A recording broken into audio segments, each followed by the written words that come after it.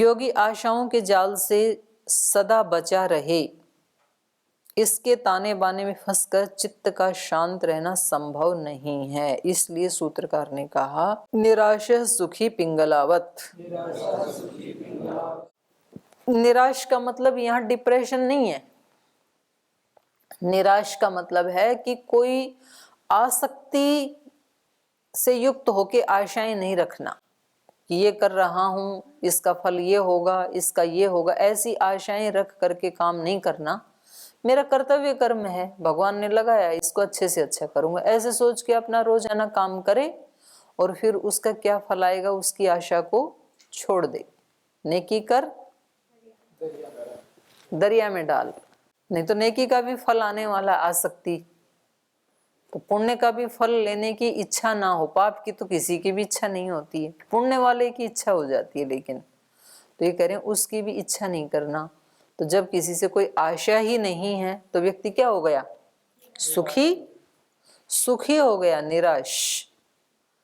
मतलब पढ़ाया और फिर शिष्यों से ये आशा नहीं है कि ये कभी कुछ सुख दे देंगे, तो ठीक है फिर दे दें, तो बोनस ना दें तो भी कोई कष्ट नहीं, क्योंकि आशा बनाई नहीं।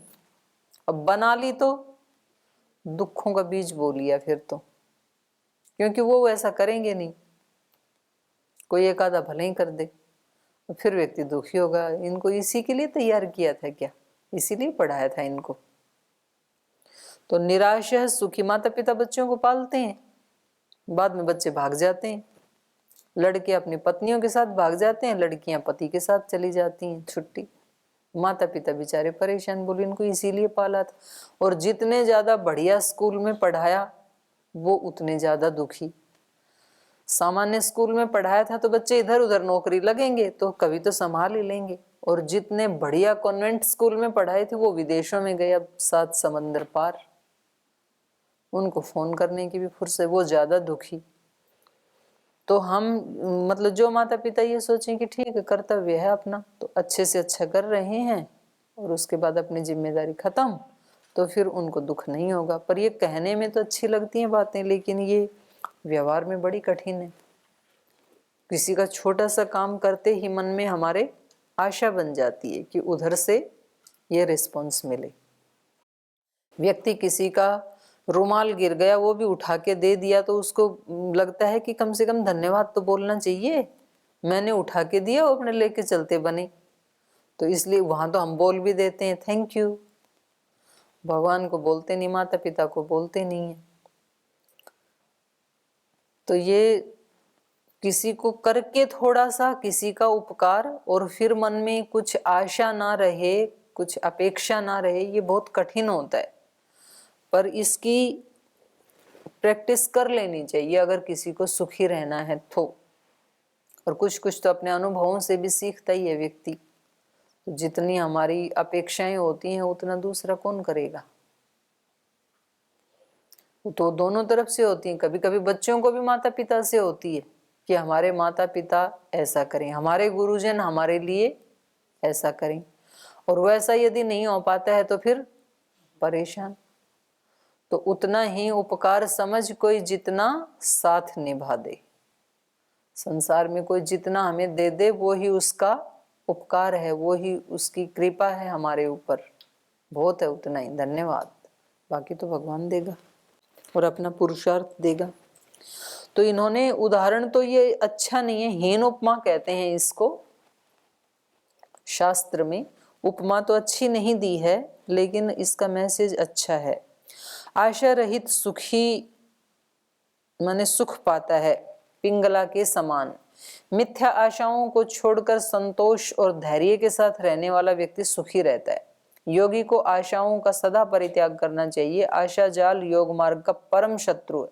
योग मार्ग पर चलने के लिए तीव्र वैराग्य का होना अत्यंत आवश्यक है। वैराग्य और कोई बला नहीं है, केवल इतना ही है कि सांसारिक झंझटों का सर्वथा परित्याग।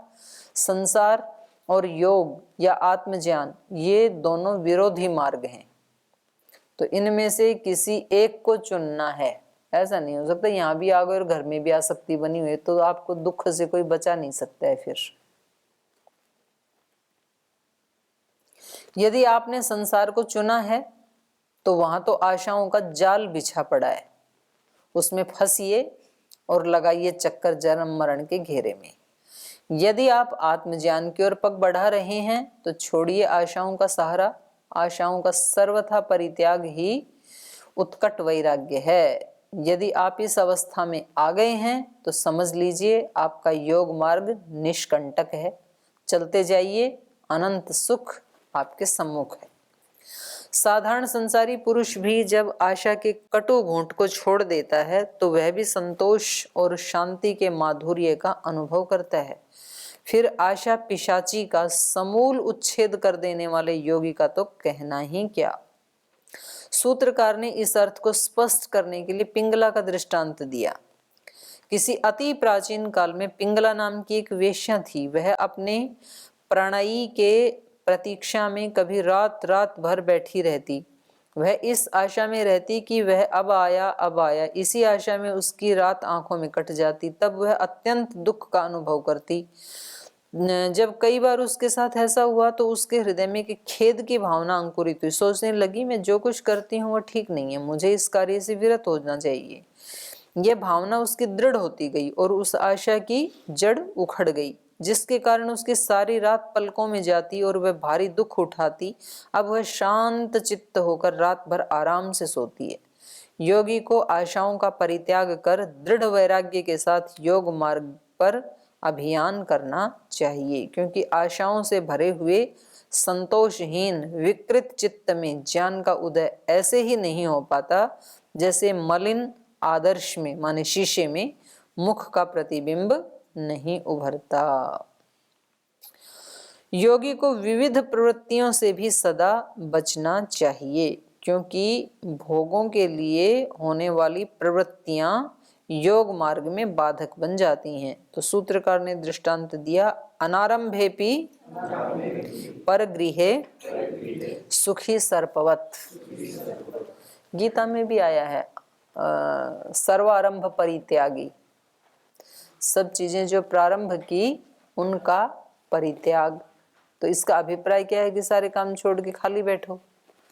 नहीं, जो प्रारंभ किया है उससे क्या फल आएगा उस आसक्ति का परित्याग। कर्तव्य कर्म तो करना है। तो ऐसे इन्होंने कहा अनारंभे अपि, प्रारंभ ही ना करें। पहले किसी आशा का प्रारंभ करें, फिर छोड़ें, फिर सुखी हों। इससे अच्छा है कि आसक्तियों का, आशाओं का प्रारंभ ही ना करें। अनारंभे अपि परगृहे सुखी। दूसरों के पास है ना बहुत सारी चीजें, उन्हीं को देख देख के खुश हो लो। आपको एक अच्छी गाड़ी से प्रीति है तो वो जिसके पास है वहां उस गाड़ी को देख के खुश हो लो।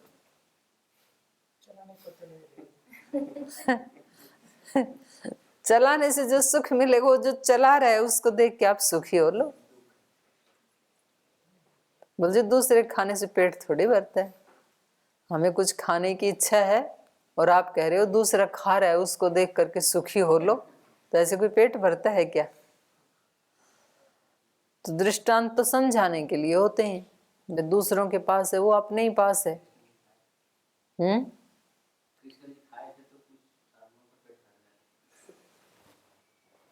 हाँ, वो तो खैर आप ही कर सकते हो ऐसा महान काम।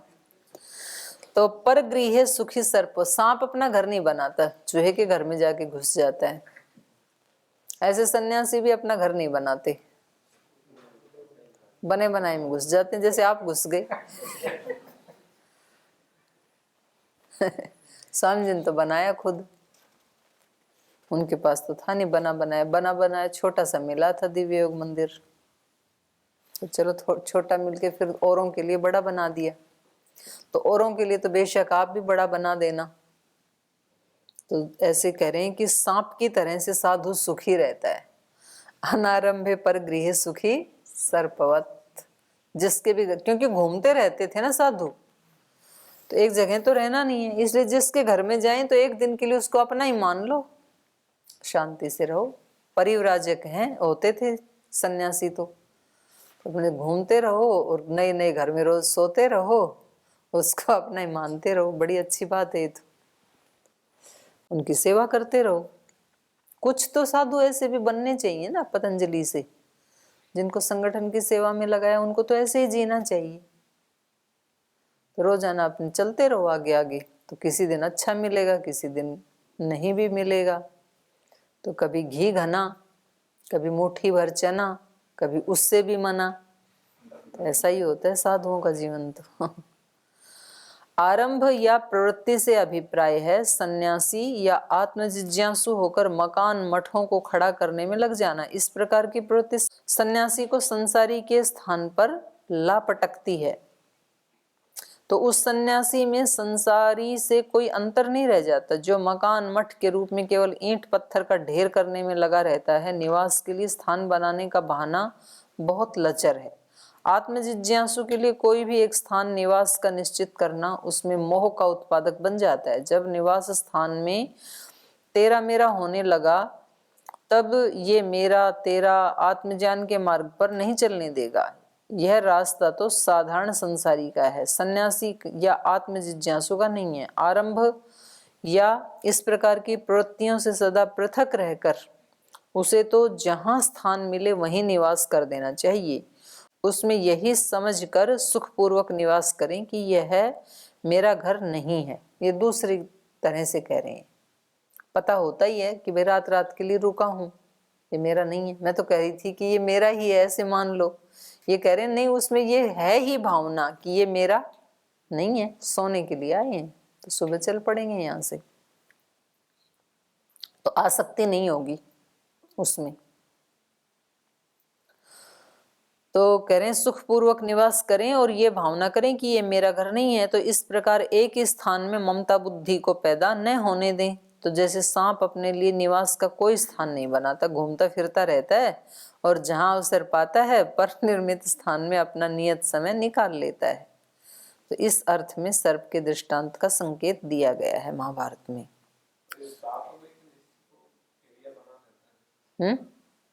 हाँ, बनाता है सांप, वहीं आके रहता है।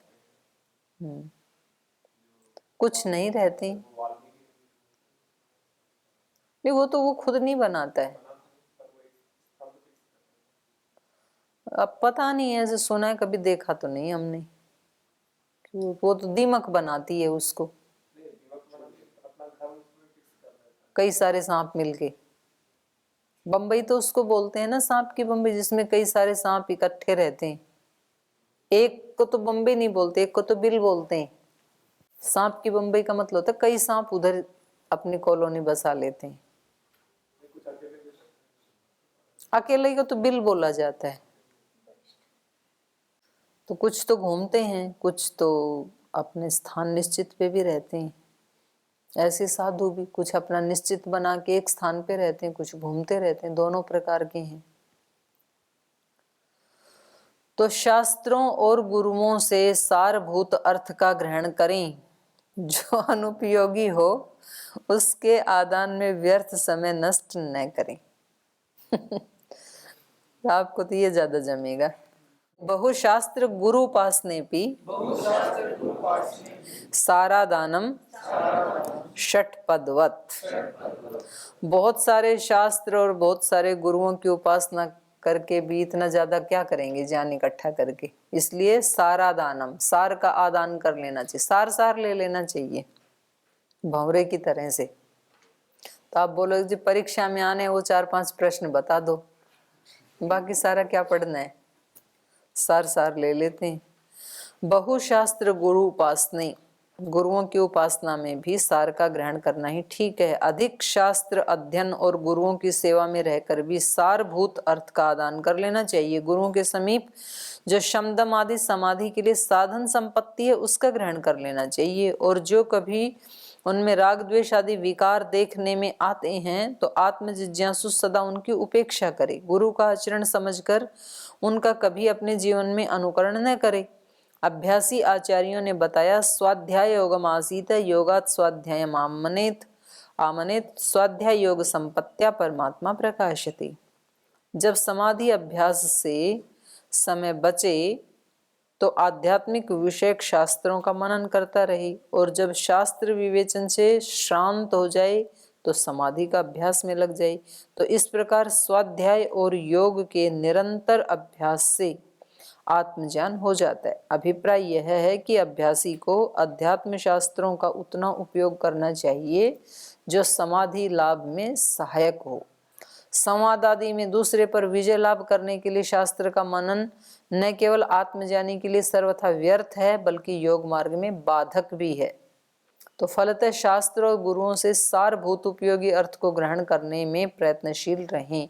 जिस प्रकार षटपद अर्थात भ्रमर फूलों से सारभूत रस ले लेता है और अनुपयोगी भाग को छोड़ देता है, जो व्यक्ति प्रत्येक अनुपयोगी अर्थ को भी जानने के पीछे पड़ जाता है और हड़बड़ाया सा हरेक वस्तु को ग्रहण करने का यत्न करता है, वह अनंत काल तक भी आत्मज्ञान का लाभ नहीं कर सकता, क्योंकि चित्त की ऐसी स्थिति समाधि में सदा बाधक होती है। तो इस अर्थ को स्पष्ट करने में भ्रमर का दृष्टांत, ये संकेत महाभारत के शांति पर्व, ये सारे जो उदाहरण है ये शांति पर्व से ले रखे हैं। तो यहाँ भी बात वो ये मन की बात है, ये सार ले लेना, तो इसका मतलब ये नहीं है कि और पढ़ना ही नहीं है या और वस्तुएं रखनी ही नहीं है। अब जनक आदि जो महाराजा हैं आत्मज्ञानी, तो उनके पास तो पूरा साम्राज्य है, लेकिन पूरा साम्राज्य होते हुए भी वो बिल्कुल अकेले हैं, निर्लिप्त हैं, एकांत में ही हैं, सार में ही हैं। तो ये योगी के लिए तो सारा का सारा जगत अंदर का है, अंदर वाला मुख्य है, बाहर वाला भी है, वो गौण है, लेकिन और ये सारा प्रसंग उसी का चल रहा है। ये जिसको आत्म साक्षात्कार करना है उस व्यक्ति के लिए ये बातें हैं, ये जन साधारण के लिए नहीं है, कोई ये लोक व्यवहार की बातें नहीं है। समाधि लाभ के लिए चित्त को विचलित न होने देना अत्यंत आवश्यक है। माने कैसे भी करें आप, लेकिन किसी भी तरह से अपने चित्त को विचलित न होने दें। जैसे आप अपने शरीर को रोगी न होने के लिए कितने सारे काम करते हैं, व्यायाम, प्राणायाम, सही समय पे जगना, सही समय पे सोना, ठीक से खाना, तो कितना ध्यान रखा जाता है, नहाना, कपड़े साफ सुथरे पहनना, गंदे कपड़े नहीं पहनते हैं, 2-3 दिन बिना स्नान के नहीं रहते हैं, तो सारा ध्यान रखते हैं ना शरीर को ठीक रखने का। ऐसे मन को ठीक रखने का भी साधक को ध्यान रखना चाहिए। तो कभी कभी बाहर की चीजों में लॉस दिखाई देने पे भी अंदर का लॉस ना हो ऐसे सोचना चाहिए। बाहर का लॉस हो तो कोई बात नहीं, कभी कभी होता है ऐसे। तो ये कह रहे हैं कि ऐसे हमारे समाधि लाभ के लिए चित्त की हानि नहीं होनी चाहिए, चित्त विचलित नहीं होना चाहिए। तो ईशुकारवत नैक चित्तस्य समाधि हानि, जो इशु बनाने वाला है, बाण बनाने वाला है, इशुकार, उसके समान नैक चित्तस्य, न एक चित्तस्य, जो एक चित्त व्यक्ति है उसकी समाधि हानि न, उसकी समाधि की हानि नहीं होती, एकाग्र चित्त वाले की। अब वो उसका काम तो क्या है कि वो किनारे पे बैठ करके बाण बना रहा है, सड़क के किनारे बैठ करके, लेकिन वो इतना एकाग्र है अपने काम में कि क्या हो रहा है उसके सामने उसको कुछ नहीं पता है। तो अब इसकी एकाग्रता को कौन भंग कर देगा। एकाग्र चित्त व्यक्ति की समाधि में कोई हानि या बाधा नहीं होती। जो पीछे बता रहे थे ना एकांत में रहना चाहिए, ये उससे विपरीत बता रहे हैं, क्योंकि ये सब प्रकार के उपाय बताएंगे। अब मान लो एक व्यक्ति की परिस्थिति ऐसी है कि उसको योग मार्ग में भी चलना है लेकिन वो एकांत में नहीं रह सकता है। ऐसी परिस्थितियों में वो ऐसी सिचुएशंस में आ गया है कि वो नहीं रह सकता अकेला, उसको काम करने ही पड़ेंगे। तब क्या करे, तो तब अपने चित्त को एकाग्र बनाई। कैसे? ईशुकार की तरह से। एकाग्र चित्त व्यक्ति की समाधि में कोई हानि या बाधा नहीं होती। ईशुकार के समान, ईशु बाण को या शर को कहते हैं। वस्तुतः सूत्र में यह पद दत्तचित्त होकर बनाए जाने वाले किसी भी अस्त्र शस्त्र या निर्माण का बोधक है। माने दत्तचित्त होकर के आप कोई भी निर्माण कर रहे हैं तो आपकी समाधि हानि नहीं होगी।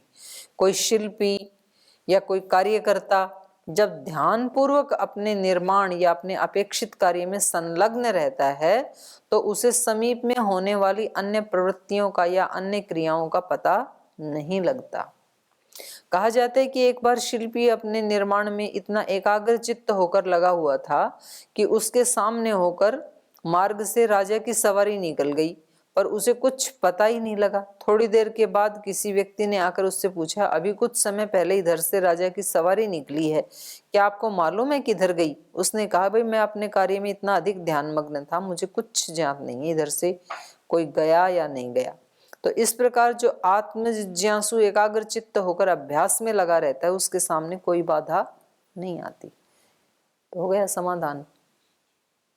कहीं भी रहे व्यक्ति, किसी भी स्थिति में रही, किसी भी परिस्थिति में रही, यदि उसने ये ठान लिया कि मुझे ये करना है, तो उसको कोई नहीं रोक सकता है, क्योंकि वो अपने चित्त को वहीं फोकस करके रखेगा, वहीं एकाग्र करके रखेगा। ईशुकार का अर्थ ईशु संधाता भी किया जाता है। संधान मतलब लक्ष्य, लक्ष्य पर निशान लगाने को कहते हैं। तो जिस प्रकार अस्त्र या शस्त्र से लक्ष्य को बेधने वाला व्यक्ति लक्ष्य के अतिरिक्त और किसी वस्तु को नहीं देखता, तभी वह लक्ष्य को बेध पाता है। जैसे कि अर्जुन को क्या दिख रहा था? केवल पक्षी की आंख, बाकी कुछ नहीं दिख रहा था। इसी प्रकार जो आत्म जिज्ञासु आत्म रूप लक्ष्य के अतिरिक्त अन्य किसी वस्तु की ओर ध्यान नहीं देता, वह अपने लक्ष्य को पा लेता है।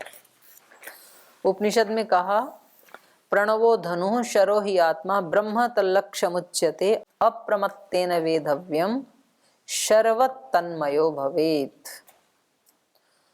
तो प्रणव को धनुष, आत्मा को शर अर्थात ईशु और ब्रह्म लक्ष्य।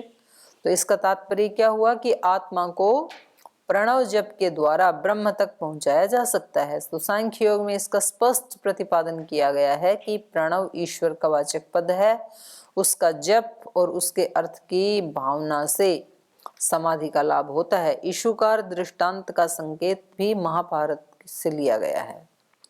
आत्म जिज्ञासु को अपनी स्वीकृति, व्रत नियम आदि का कभी उल्लंघन नहीं करना चाहिए।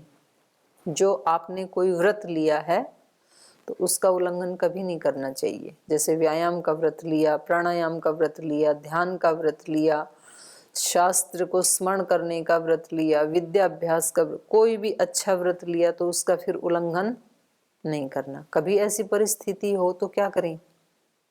तब या तो थोड़ा पहले कर लें या बाद में आके कर लें, या थोड़ा कर लें। जैसे आप रोजाना 1 घंटा उपासना करते हैं और कभी ऐसा प्रसंग आया कि आपको वहां जाना पड़ेगा कार्यक्रम में, तो क्या करें?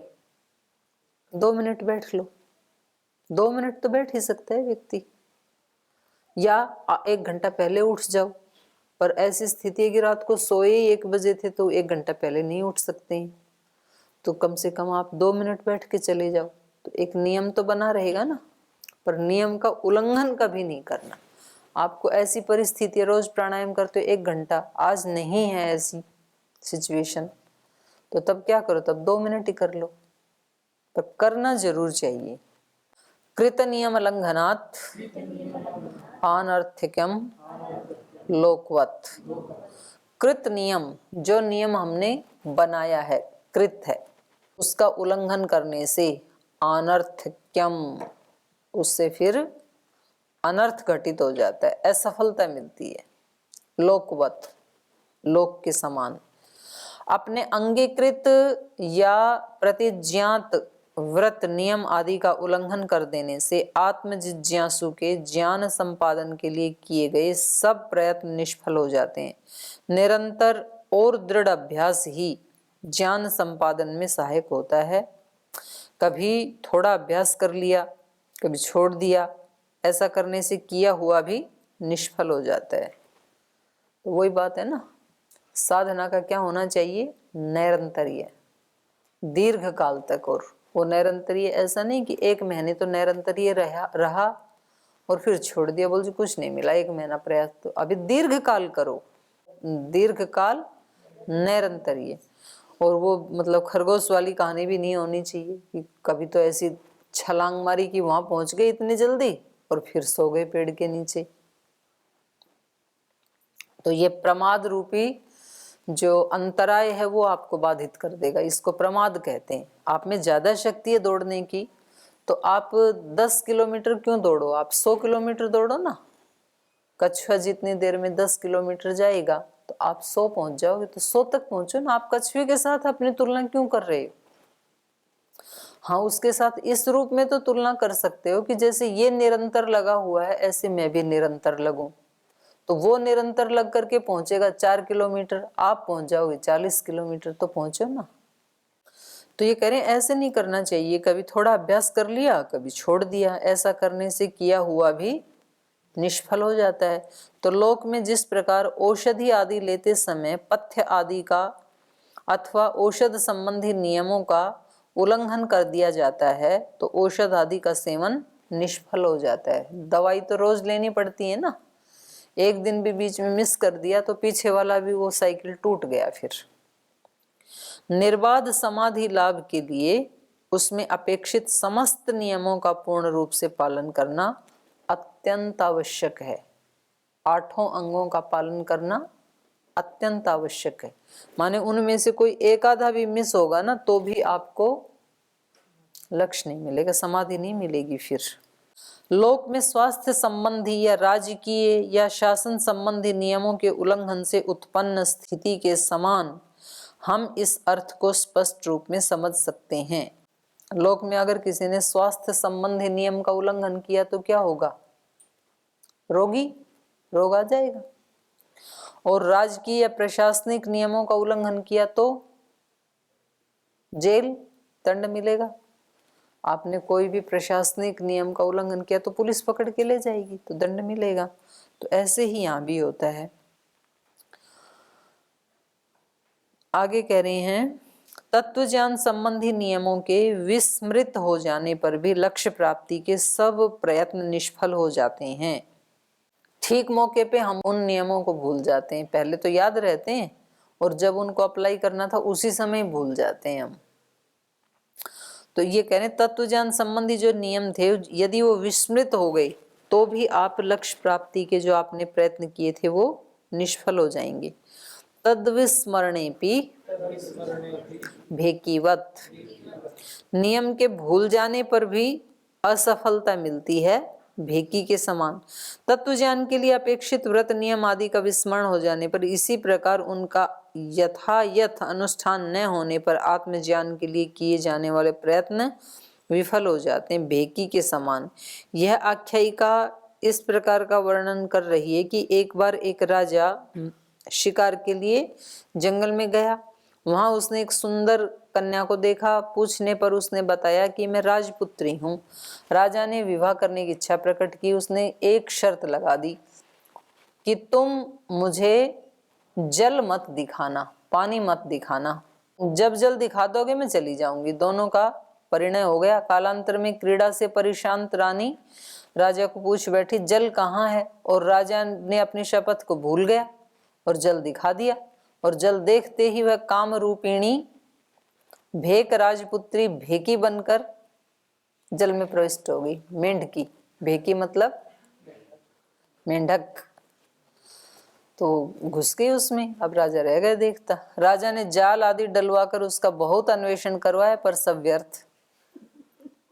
तो चलो अब टाइम हो गया, इसको आप खुद पढ़ लेना। अपनी उसको भूलना नहीं है, शपथ को भूलना नहीं है। ये इसका अभिप्राय है। ओम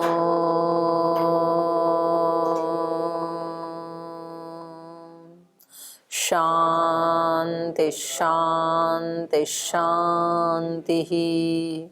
श्री गुरुभ्यो नमः।